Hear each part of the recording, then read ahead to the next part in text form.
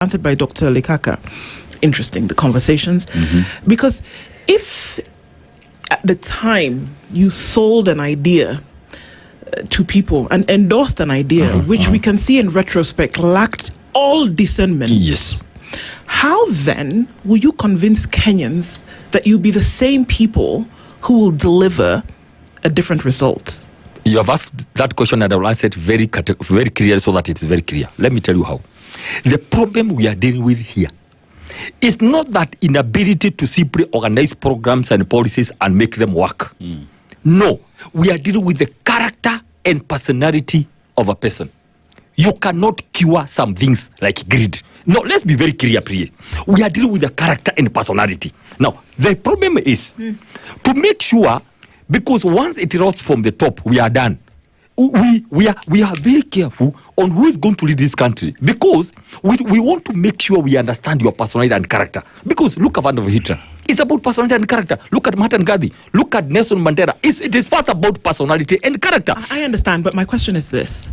It doesn't really take so long for you to understand whom a person is. Allow me to respond. I'm just give an example. I'm here with Dennis every day. To an extent, we kind of know your behavior. You know what somebody's going to say. You know how they're going to react. You know what would upset them and what wouldn't. You know that you can trust me to say this, or he can trust me to say the other thing at some point, because you've spent time with somebody. It is difficult to take yourself far off from an understanding that you didn't know who this person is, because now you're saying he's totally different. Can somebody change so quickly and you wouldn't have an idea as to who they were? Let me respond this way. Show me your friends and I'll give you your character. We saw it, and I'll say this with a lot of humility. Give me William Ruto's CV from a tender age to how he has risen through the ranks to become the president of this country.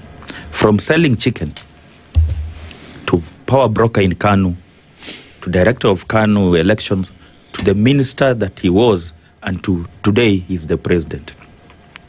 We had that concern, and interestingly, the Central Bloc demonstrated a protest vote against Uhuru Kenyatta at the expense of the country. Dr. Mbai is the last person to complain about this regime because he emotionally put this regime in place. When we talk about leadership, and I'm happy we are discussing this because now we will be preparing who will take over in 2027. God giving us that opportunity. We want somebody who is calmer, somebody who is focused, somebody who can actually pinpoint and see very well he's going to look presidential, somebody who can be able to withstand the scrutiny and can take this country forward. The rhetorics we saw in the last, we have seen in the last 10 years, and particularly how William Ruto organized himself from 2017 to 2022. It was clear where we were headed. And I remember Martha Karua raised these concerns in one of those debates. And we have come now to reap the challenges of having elected a leader who is burying the head in the sand while Kenyans are suffering. It's a wake-up call that we as a people should place a lot of scrutiny on the kind of leaders we are going to elect if we have to transform this country. Singapore was transformed because of the leader. And today, the president has all the powers, and we saw how he even threw away whoever helped him to get to that power. And today, the president is actually the wheel dealer in every sector. So that should actually be a wake-up call. And that messaging, the opposition have the opportunity, based on the challenges we are facing today in the economic circle, in education, in health, in agriculture. Let me say this. We need this country to move forward, and that means we must hold the current leadership accountable. Look at the Audit General's report. What is the auditor raising about all the projects? How come we have Rironi Mau Summit without a contract? Something is happening. Yeah, but we don't have a contract.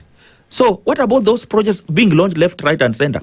The opposition can do the audit, even hold a national conference and just take us through to hold the government accountable. But he's saying that they're doing some of these things, isn't it? So- Dr. Mbai is saying that they're doing some of these things. There's Why are legislative Kenyans not feeling processes it? going on. Why are Kenyans not feeling it? That's where the concern is, because for me, I need to look right into Daktari's eyes and tell him, please, can you do more so that we feel it? Because Kenyans are hopeful, but then they are feeling let down by the opposition. And let me tell you this. Opposition is actually building their parties at the expense of actually the whole country. Look at how DCP is doing it so well. I'm happy because they are looking at the parliamentarians they want to get. They are actually messaging every day. But the question will be, how are we going to remain national?